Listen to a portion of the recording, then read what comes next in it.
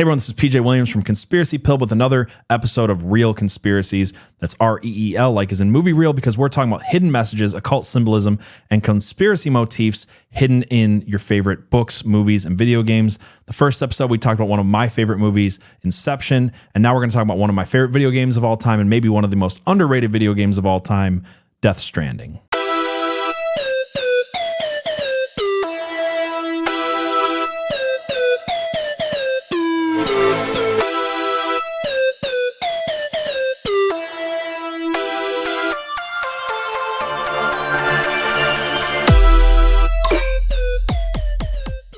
So as I was preparing for this episode, we covered a movie last time. I wanted to cover a video game this time. I was looking into one of my favorite video game creators, Hideo Kojima, and I thought about doing something from Metal Gear Solid. And what I realized is that no matter which game I wanted to cover by Hideo Kojima, I couldn't sum up the entire game, all of its hidden symbolism, all of its occult references, all of its conspiracy motifs, especially in a short amount of time. And I wanted to make these a little bit more bite-sized to just get to the heart of what the conspiracy concepts and ideas and hidden messages and symbolism were in certain books or movies or video games. And especially when you come to things like Metal Gear Solid 2, there's so many directions to go. The fact that it predicted 9/11, the fact that it predicted social media and the takeover of AI and stuff like that is all stuff I'll have to cover in future episodes. Maybe we'll break it into a few different ones. But to avoid this whole thing becoming just a giant love letter to Hideo Kojima, I decided to just pick one game, Death Stranding, to start with, and to just pick a few of the main concepts that I want to get to. Because again, if I covered everything in this game, it would take 10 plus hours. This is a game that takes over 50 hours to beat, and it's got something like 12 hours of cutscenes. There's just a ton here. And for people who are not familiar with Hideo Kojima, there's just absolutely no detail too small to be ignored. In fact, in a trailer for this game, there's a necklace worn by the character Amelie that can be decoded to reveal the name of a song featured in the game, Give Me an Answer by Low Roar. And the message was written in an ancient form of communication that was mostly used in the Andes called a quipu. And basically what I'm saying is that Hideo Kojima put Braille onto an obscure ancient type of necklace for an Easter egg about a song. Again, no detail is too small, and this is what me and others love about his work. But I understand that most of you have probably never heard of Hideo Kojima, you've probably never played Death Stranding, and his games are overly complex and convoluted. But even if you're not a fan of Hideo Kojima, and you've never played Death Stranding or Metal Gear Solid or any of these things, I'm going to try to break down the symbolism, the important symbolism in the main theme of this game in a way that everybody can understand. So to start that off, I'm just going to try to simplify the story the best I can. And again, these games are weird.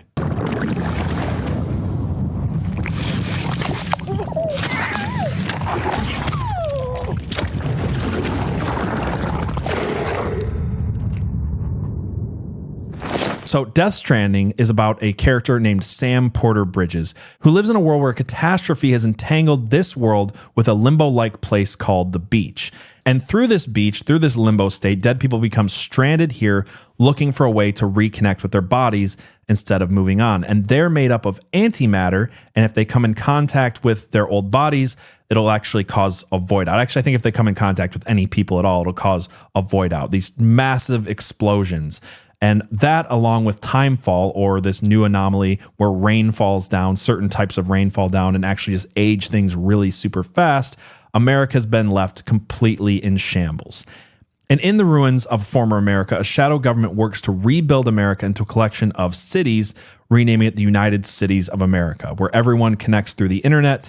And the main character, Sam, sets out with a baby in an artificial womb who can sense these other entities known as BTs, or beached things, these dead bodies who are stuck on a beach between this life and the next, to connect the country through something called the chiral network, which is a kind of internet, but we're going to talk about more on that later.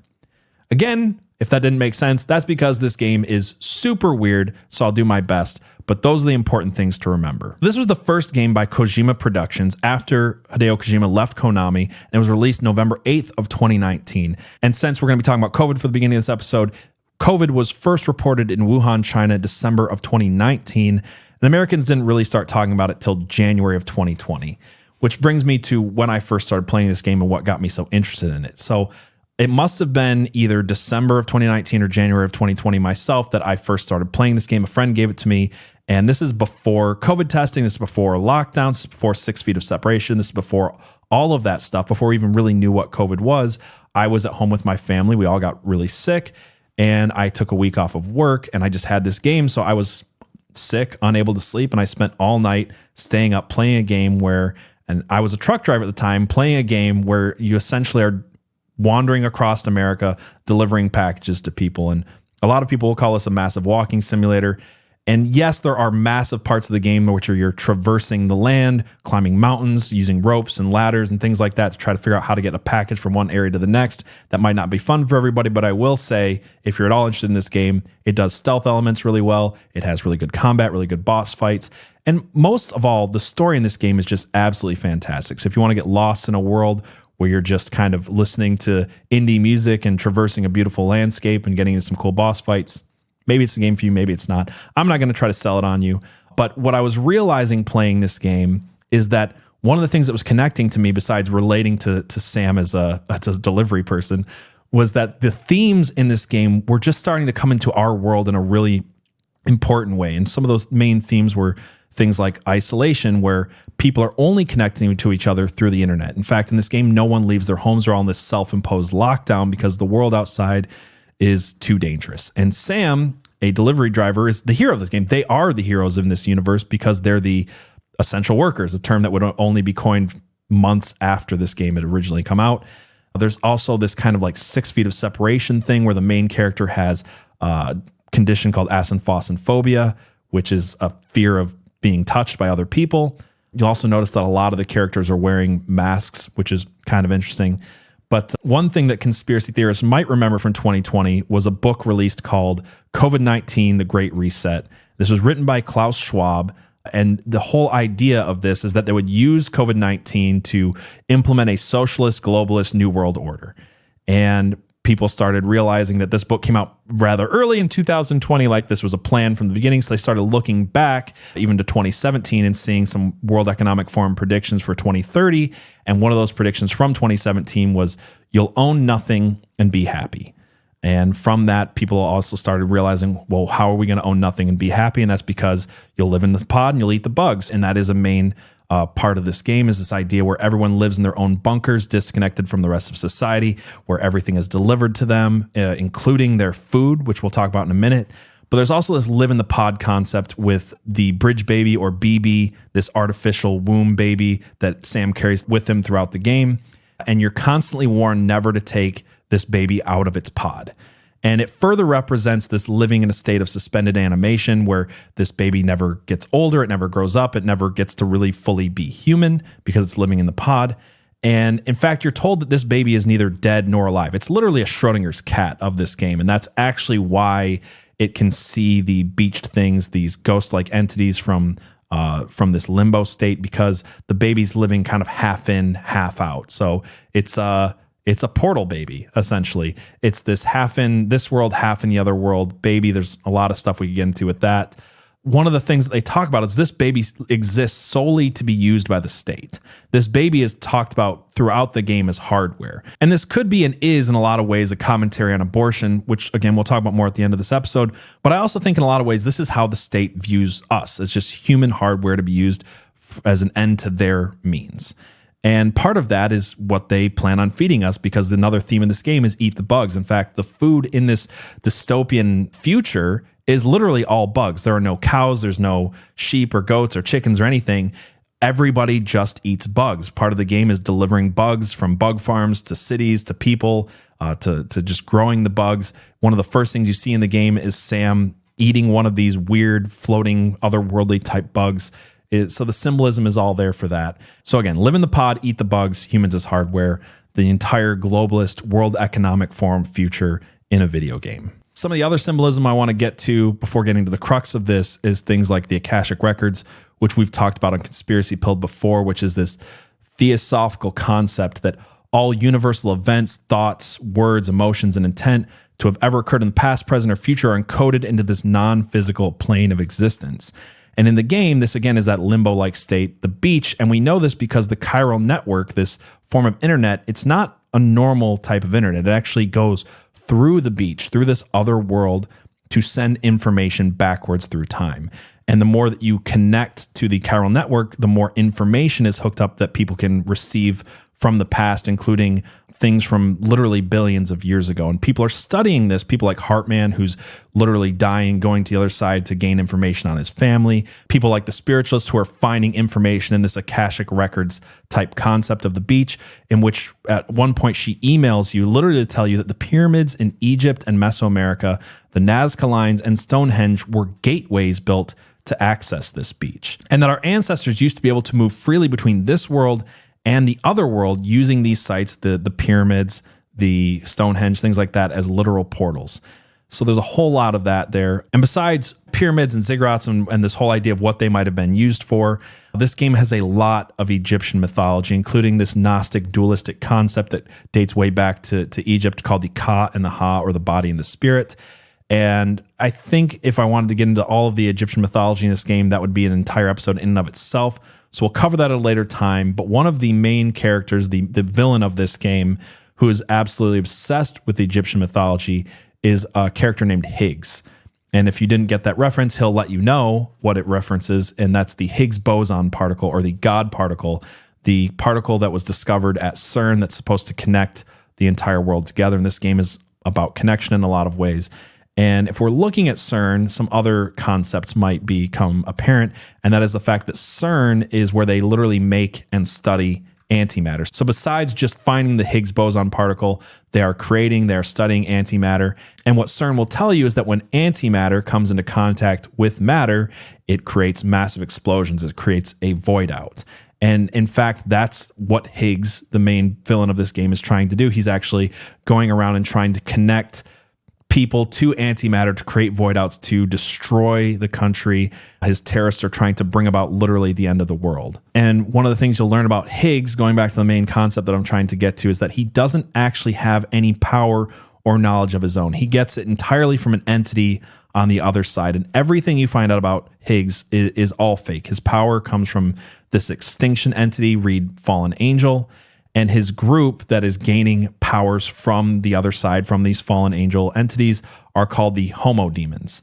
And maybe I'm making too much of a pun about this, but it just makes me think Higgs boson and the Homo Demons, is science fake and gay and being used for evil? I don't know. Let me know what you think. But besides just science, there are magical concepts in this game. And the magical concepts really go back to Aleister Crowley-like type sex magic, chaos magic, whatever you want to call it. And I don't want to get too much into the gross details of Aleister Crowley's sex magic because I did a lot of research on it for other episodes. But one of the things you'll learn that is true really across all ideas and concepts of magic is that blood is magical, that blood and sacrifice and ritual are magical and affect things in the plane beyond our own. They affect the supernatural beings. And the reason I bring up Aleister Crowley specifically is because him and other sex magicians talk about that to a lesser extent, so do other bodily fluids. This is where one of the weirdest parts of the game comes in, is that you find out that your main character is also got a connection between this world and the next.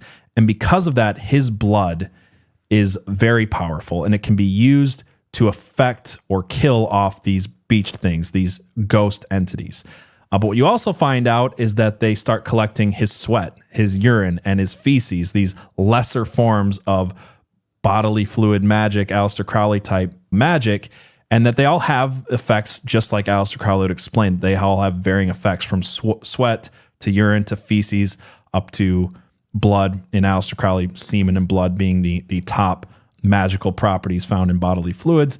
And this is why sacrifice is so powerful. And this is true even to Christians, that blood sacrifice is powerful. In the Old Testament, you had the blood sacrifice of animals, and then you have the cleansing blood of Jesus in the New Testament. So there's some really interesting magical concepts put forward in this game. So we talked about globalism, these globalist concepts, and you would think the game is really about the World Economic Forum and the evil globalist powers and their connections to demons. But what's interesting is this game's really not about globalism exactly, because this game is entirely about America. We know nothing about the world outside of America in this game. The America is completely cut off from the world, and people are theorizing even if no other country has actually experienced this extinction level event that's going on, that maybe it's just America, maybe the void outs and the beached things and the time fall is all here because they just have no way of connecting with the rest of the world. And in fact, this is how America plans to connect and rebuild.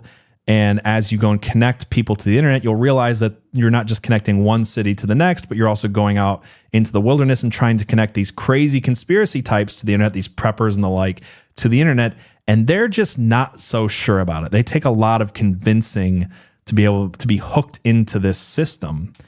And there's a lot of hints that they might actually be right. And one of the big hints that I want to get to are the cufflinks. There's literally handcuffs that people wear that tie them to the system. They take their biometric data, they gather the location, they allow you to be listened to and spied on all day, every day, 24 hours a day, and it actually is illegal to remove them. So I can totally relate to and understand why the conspiracy types would want to live off grid and not be connected to this super Orwellian nanny state system. But the crux of what makes this system evil is not just the Orwellian spying, it's actually the entire point of the game. And the entire point of the game is that Death Stranding is about child sacrifice. And you realize this most strongly when you get to the final city in the game, Edge Knot City. And at this point, you're no longer reconnecting old locations that had been hooked up to the chiral network back into the chiral network, but you are going to the final part, the western coast of America. You literally traverse from the eastern coast to the western coast of this game. You get to the final part and you are finishing the network. You're actually doing the final connection. So before, you're just using a necklace to like reboot the system. But in this city, you're given a mysterious package called a network activation key. And what you'll realize, hopefully, is that this looks exactly like the pod that your bridge baby, now named Lou, is in. And long story short, because this whole episode has to be long story short in a game that's got over 12 hours of cutscenes and hundreds or thousands of emails and information to look into besides, that when this child is delivered to the final network to become the activation key, when you turn this child into a living sacrifice to boot up this chiral network internet, that the demonic entities and the fallen angel type entity known as Amelie have now gained full access to our world. And it becomes readily apparent to people who can read between the lines and get the clues that this game is literally about killing babies, using babies as living sacrifice to gain technology from other world entities. And the clues for this are actually there from the very beginning. And it's in a song that you might be familiar with that Amelie is singing called London Bridge is Falling Down.